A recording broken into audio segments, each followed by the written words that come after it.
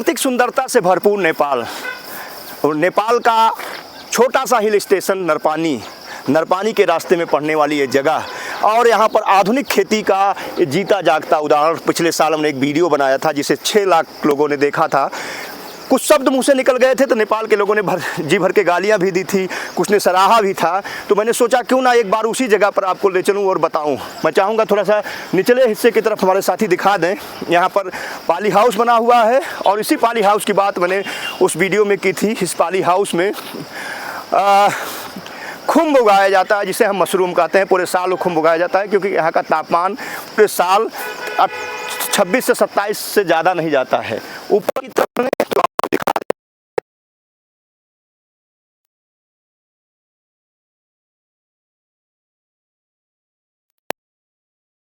सीढ़ी या जीने का इस्तेमाल करते हैं, उसी तरीके से सीढ़ीदार खेत हैं और बहुत पतले नालियाँ जैसे बनती हैं। इसमें देखिए गेहूं के कुछ जड़ें दिखाई पड़ रही हैं, यानी इसमें गेहूं उगाया गया था।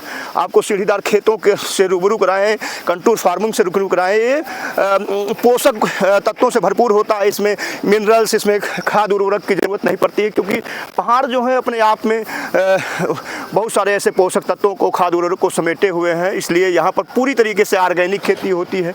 आप सामने देखिए मक्का उगाया गया है और बाकी सीढ़ीदार खेत आपको नज़र ही आ रहे होंगे। यहाँ पर गेहूं की फसल काटी जा चुकी है, धान की फसल ले जाने की तैयारी है, जायद की फसल उगाई गई है, कुछ कंटूर फार्मिंग केले की फसल उगाई गई है और सामने से पहाड़ों के बीच से आपको बस जाता हुआ दिखाई पड़ रहा होगा। यही रास्ता है जो भारत नेपाल सीमा से हमें नरपानी हिल स्टेशन की तरफ ले जाता है। मित्रों, खेती एक महत्वपूर्ण मुद्दा है।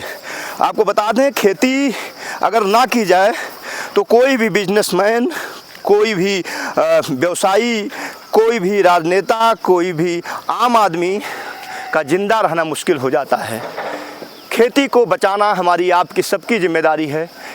जिस जगह पर मैं खड़ा हूँ, यहाँ पर प्रकृति ने, यहाँ पर पर्यावरण ने, यहाँ के लोगों ने एक असीम उपहार से नवाजा है। पूरा साल ठंड से गुजरता है, बहुत खुशनुमा माहौल रहता है, प्रकृति इनके साथ है। और अगर इसके साथ छेड़छाड़ कर दी जाए तो यहाँ का भी तापमान तेज़ी से बढ़ेगा, जैसा कि भारत के तमाम क्षेत्रों में बढ़ रहा है। तो हम आपसे गुजारिश करेंगे, खेती को बचाने के लिए खाद और उर्वरकों का, जो रासायनिक खाद उर्वरक हैं, उनका कम से कम प्रयोग करें। पेड़ लगाएं, सरकार को ना कोसें, खुद पेड़ लगाएं और उन पेड़ों की सुरक्षा भी करें उनको बड़ा होने तक।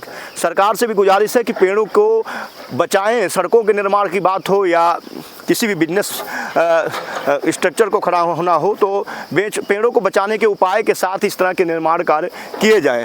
बाकी जो एग्रीकल्चर के स्टूडेंट हैं उनके लिए, कंटूर फार्मिंग के लिए बता दूं कि कंटूर फार्मिंग पहाड़ों से तेज़ी से गिरने वाले पानी को सीढ़ीदार खेतों के जरिए रोक करके उसमें खेती करने का एक अद्भुत नमूना है।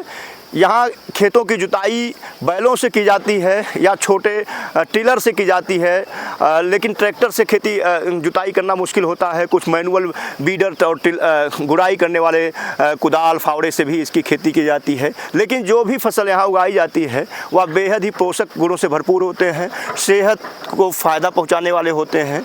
और इस तरह की खेती आप भारत और नेपाल के उन पहाड़ी क्षेत्रों में देख सकते हैं। चाहे हिमाचल प्रदेश की बात करें, चाहे उत्तराखंड की बात करें, या हम बात करें जम्मू कश्मीर की, नॉर्थ ईस्ट में अरुणाचल प्रदेश, असम, नागालैंड जैसे तमाम ऐसी जगहें हैं जहां इस तरह की खेती के नायाब नमूने देखे जा सकते हैं।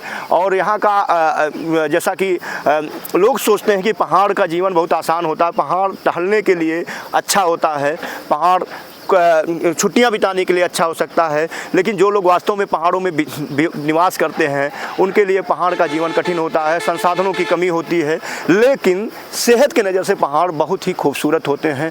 लॉन्ग टर्म लोग जिंदा रहते हैं, कम बीमार पड़ते हैं, लेकिन जब बीमार पड़ते हैं तो जो हेल्थ फैसिलिटीज़ हैं वहाँ तक पहुँचने के लिए उनको जद्दोजहद करनी पड़ती है। लेकिन मेरा उद्देश्य यहाँ खेती, जो नेपाल में खेती होगी, दूर मैं चाहूँगा कैमरे को फोकस करें। बादल पहाड़ों पर उतर आए हैं और मौसम में एक अलग सी नमी है, लग रहा है कि अभी कभी भी बारिश हो सकती है। तो ऐसी स्थितियाँ नेपाल के क्षेत्र में ज़रूर होती हैं। छुट्टियों में अपने बच्चों के साथ प्लान बना लीजिए, बस्ती ज़िले से, गोंडा ज़िले से, अयोध्या ज़िले से, गोरखपुर ज़िले से, महाराजगंज से, कुशीनगर से, संत कबीर नगर से, बलरामपुर, श्रावस्ती, बहराइच, लखनऊ, बाराबंकी, अम्बेडकर नगर, मिर्ज़ापुर, आजमगढ़, मऊ, गाजीपुर, जौनपुर, सुल्तानपुर, प्रतापगढ़, इलाहाबाद, ये जितने ज़िले हैं यहाँ के लोग अगर आना चाहते हैं तो बस कुछ नहीं करना, अपना 4 व्हीलर लीजिए, एक एक्सपर्ट ड्राइवर लीजिए, खुद का ना हो तो बुक कर लीजिए, और कुछ नहीं कर सकते हैं तो ट्रेन पकड़िए, गोरखपुर आ जाइए,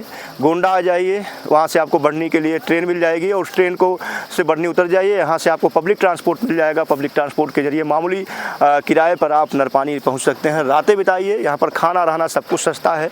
माता सुपा देवराली का दर्शन कर लीजिए, मनोकामनाएँ पूर्ण करती हैं। अध्यात्म से जुड़िए और खुद को स्वस्थ रखिए, बच्चों को भी स्वस्थ रखिए, समाज को भी संदेश दीजिए, यहाँ से सीख कर जाइए कि कैसे लोग रहते हैं। बाकी भारत में भी ऐसी कई जगह हैं, बजट का थोड़ा सा ऊपर नीचे हो सकता है, अगर नियरेस्ट के लोग हैं तो बजट में ये टहलने के लिए सबसे अच्छी जगह है।